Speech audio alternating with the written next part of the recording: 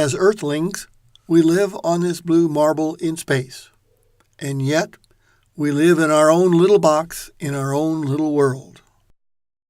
Would you be willing to open the box that you live in and try and think outside the box for the next few minutes? You may have seen this illustration before. Do you remember how to link all 9 dots using 4 straight lines without lifting the pencil and without tracing the same line more than once? Were the instructions clear as to what to do? Maybe you have no idea how to arrive at the solution. Sometimes that's the way it is in life. I did not say you had to stay inside the box to connect the lines. You'll have to look outside your box for the solution to life as well. Hello, my name is Dwayne Johnson. At the age of 75, the world looks different than it did at the age of 25. At 75, one comes to a point in life where you realize that your life on earth is coming to a close. You look back at what you have accomplished in life.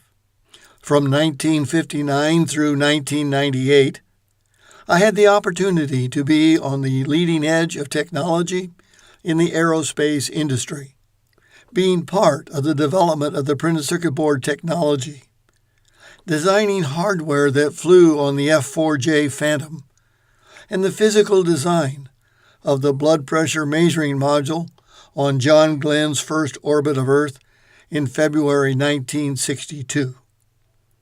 Then, in 1968, I was invited to join the engineering team at Hughes Aircraft Company. I was given the opportunity to do the physical design on one of the first integrated circuits used on the F-14 radar. In 1976, I was asked to teach the first class in computer-aided design at Hughes before becoming the assistant manager of the Radar Design Automation Center. Needless to say, all of that is past history. It's over, and life goes on. What does one learn from 75 years of life on Earth?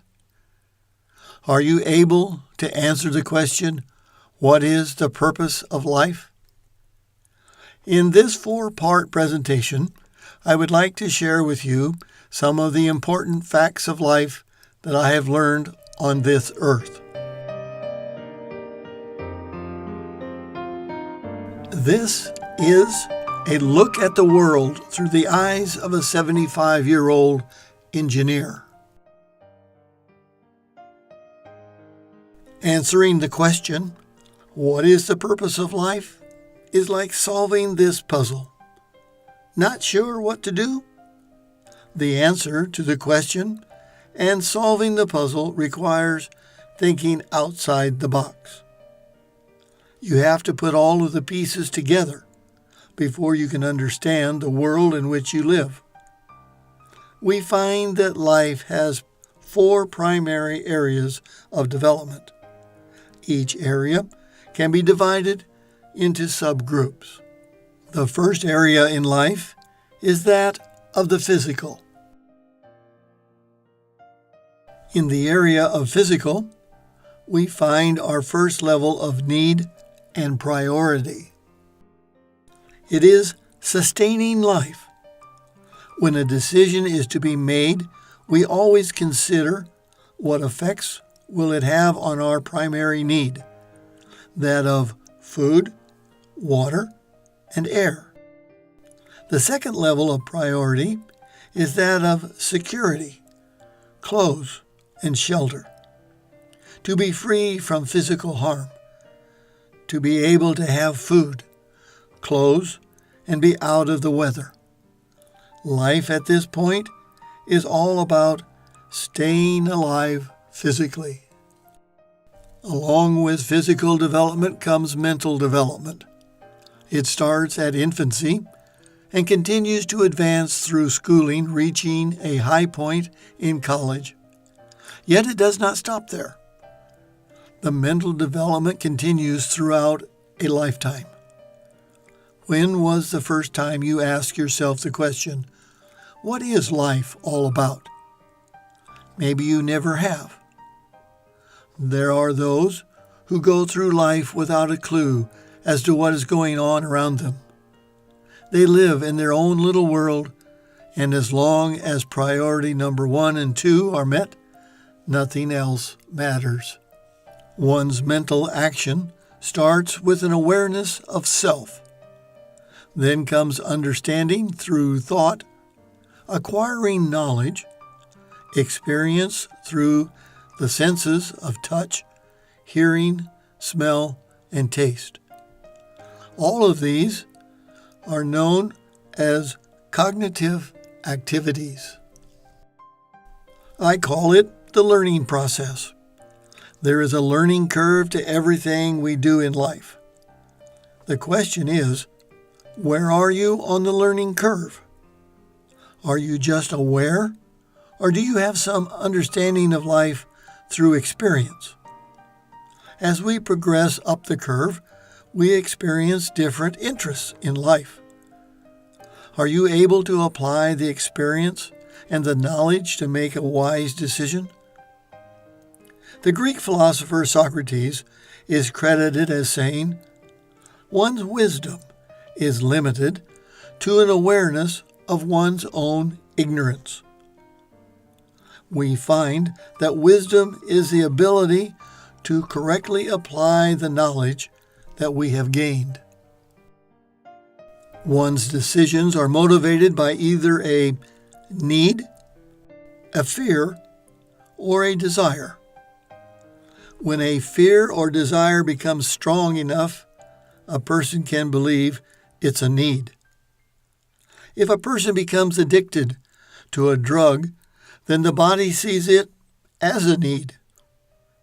The primary needs are to be free from physical pain, have food, water, air, and financial security. Fear can be both real or imagined, and desire is based on having experienced freedom from pain, feeling pleasure, or freedom. Are you aware that there are 4 levels of awareness in the mental process? The first level is total ignorance. At the second level, one is acquiring knowledge. The third level starts to understand or comprehend the knowledge, and the fourth level is being able to apply the understanding and take action. All decisions go through these 4 steps and are based on one's needs, fears, and desire. At level 1, we're unable and unwilling to take action on our own. We have to depend on others for every need and want. Our awareness is just beginning. Before we can move on to the second level of awareness, we need to take a look at the third area of life's development. The third level is that of social. How we learn to interact with others will play a major role in our life. Behavioral science has identified 4 areas of social development: the need to belong and form a relationship. Our first relationships are with our mother and father. We learn about friendship and affection from mom and dad, or the lack thereof. Those who feel abandoned lack friendship and affection and can experience the emotion of fear. One's social development is affected by where you are in the family order. Those who are the only child will relate to others in a way that is different than if you had a brother or a sister.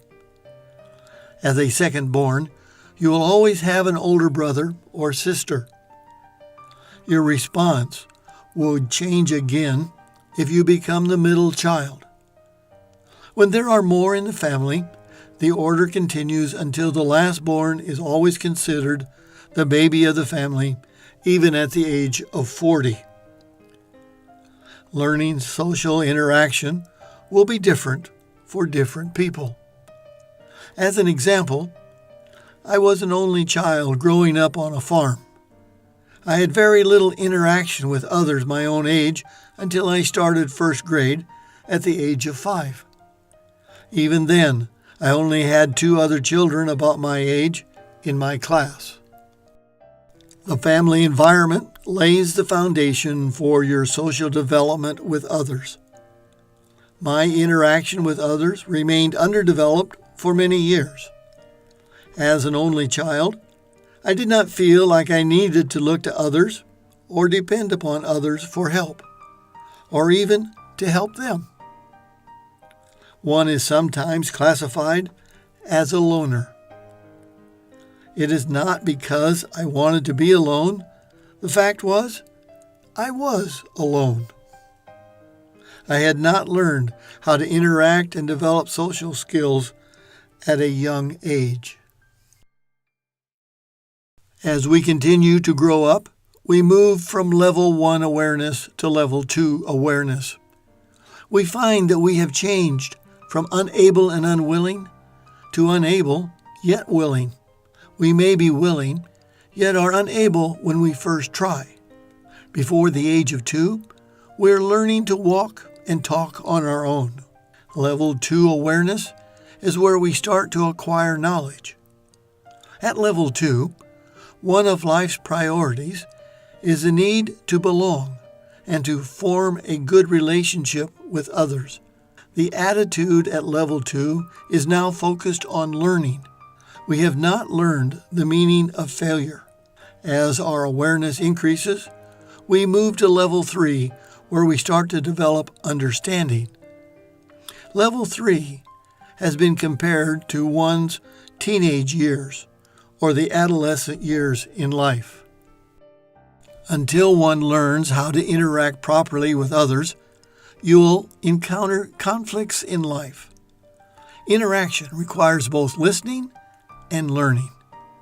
You need to know when to flip the switch from talk to listen. At level 3, you may be asked to do something and you're not willing and say, "No. No, I don't want to." Can be a negative social interaction, or it can be a positive reaction not to succumb to peer pressure. Or you may be unwilling because of the fear of failure. When did you learn the meaning or understand the word failure? At level 2, you were not concerned with failure. At level 3, it is a different story. You have gained an understanding of the words success and failure. The entire school system is focused on success. What they fail to tell you is that to have success, one must learn from one's failures. No one is perfect, and failure happens. One can rationalize that if I don't try, I can't fail. That kind of thinking fails at both ends. First, you fail to try, and second, by not trying, it will cause your failure in life. Learn a lesson from the first step of a baby. The baby takes his first step and falls. They don't know that they just failed to walk, and they try again until they learn how to walk. Failure only happens when you quit trying. To move from level 3 to level 4 is when you try by applying what you have learned and understand. At level 4, you understand that there will be times when you will fail and that you must try again. When you try and succeed, one's self-esteem improves. Now, self-esteem is the 4th life development. Self-esteem comes from succeeding in completing a project or an event or a goal, getting a good grade on a test. It is finding value in one's self and having self-confidence in one's ability. Some find self-esteem in being able to influence others because of their expertise or information that they possess. We find that information can be a powerful tool. However, we do not have time to explore this area of power and leadership. Self-esteem also can be found in achievements and feeling of validation. Feeling that one has contributed significantly. Being recognized for doing a job well done goes a long way in developing a good feeling of self-worth. It motivates one to be willing to take on a new challenge. When one is unable to find work for a long period of time, or if one is forced into retirement, one's perception of self can change. Remember, retirement can be viewed in several ways. First, you are now in control of all areas of your life. You no longer are tied to a 9-to-5 job to fulfill the first priority in life. You are free to do whatever you want. The second view is, if one gets their self-worth from work. Retirement is another word for unemployment, or no longer employable, being seen as not having value. One's perception of self-image or self-esteem changes, and you can become depressed, making one feel rejected, useless, having no value, lack of recognition. Then isolationism may set in, and you just want to be left alone. If taken to the extreme, you feel like life is over and one wants to die. I have seen fellow engineers who were at the top of their profession, in good health, and then retired. They died within 5 years after retirement. Why? Their focus in life was on engineering and being recognized as a leader in their field. After 6 months of retirement and having traveled the world, they came home to nothing. Their engineering life was over. Their engineering goals had been achieved. The day-to-day relationships that they had formed over 40 years was gone. They were alone. Their sense of worth was now in question. They were without purpose. What was life worth anyway? What would happen next? It is at this point that your area of social development plays a key role in overcoming depression. Relationships and friendships are key to self-worth.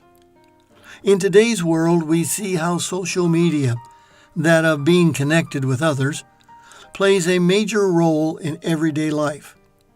If one's relationship skills was not fully developed in early years, there's still time. It's not too late. Today is the beginning of the rest of your life. Philippians 3:13 tells us, "No, dear brothers, I am still not all I should be, but I am bringing all of my energy to bear on this one thing, forgetting the past and looking forward to what lies ahead." Finding purpose in life is key to a successful life after retirement. The 4 areas are interconnected. One's social interaction will affect one's mental state, and one's health is affected by one's self-esteem. And the reverse of these are all true as well. You need to stop and review which stage of awareness you're in. We all go through this life cycle many times in life. At retirement, you have just entered a new life cycle. The new challenge in life will be like learning to walk all over again. How many times will you fall down? It's reported that Thomas Edison, who invented the light bulb, was asked, "Sir, how many times did you fail before you succeeded in inventing this light bulb?" It's reported that he said, "I know a number of ways not to invent the light bulb." We are told that success comes from failure, and success causes failure. Learn to stay humble. Is there an area of life development that needs to be improved? Each cycle in life is a new learning curve. Which learning curve are you on now? At the age of 75, I find that I'm at the bottom of level 5. How many more years do I have left? I don't know. Judging from past history, this is probably my last learning curve on Earth. We've been looking at some of the reasons why we act the way we do in life. Behavioral science has observed and identified 4 areas of human behavior. However, I have found there is a 5th area that gets ignored or is underdeveloped. It holds the key to understanding life. We will start to look at this in part 2 of a look at life through the eyes of a 75-year-old engineer.